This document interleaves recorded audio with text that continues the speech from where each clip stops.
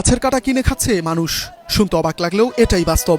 আমার মনে আছে যখন আমি দেশে ছিলাম তখন এ ধরনের সাইজের একটা পাঙ্গাসের দাম ছিল প্রায় 200 থেকে 300 টাকার মতো।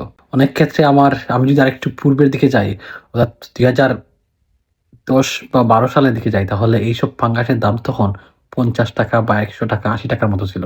কাটা কিনছি, এটা তো কেজি পড়ে নাই, এটা কিনছি 60 টাকা পিস। দাম একটু কম থাকলে আমরা একটু ভালোটা নিতে পারতাম। রাজধানীর যাত্রাবাড়ি মাছের আড়তে দেখা মিলেছে এমনই এক ভিন্ন চিত্রের। কাটা চাইতেছে 80 টাকা পিস, কাটা দিতে একটা 80 টাকা পিসে, আর ওই পাঙ্কাশ কত করে হইব? 200 টাকা কেজি নেয়। একসময় পাঙ্গাস মাছের যেসব অংশকে তেমন মূল্য দেওয়া হতো না, এখন সেগুলোই হয়ে উঠেছে নিম্ন আয়ের মানুষের খাবারের অন্যতম অবলম্বন। এটি হচ্ছে বর্তমান বাংলাদেশের অর্থনীতির বর্তমান অবস্থা। এটি হচ্ছে বর্তমান বাংলাদেশের মধ্যবিত্ত এবং নিম্নবিত্ত মানুষের পকেটের অবস্থা। আমি পূর্বেই বলেছিলাম, যেখানে একজন মধ্যবিত্তের আয় হচ্ছে মাসে কিনা 20,000 টাকা, সেখানে প্রতিদিন যদি একজন ব্যক্তি তার পরিবারের বাজারের জন্য 1,000 টাকা খরচ করেন, তাহলে মাস শেষে তার জন্য প্রয়োজন 30,000 টাকা, যেখানে তার আয় হচ্ছে মাত্র 20,000 টাকা।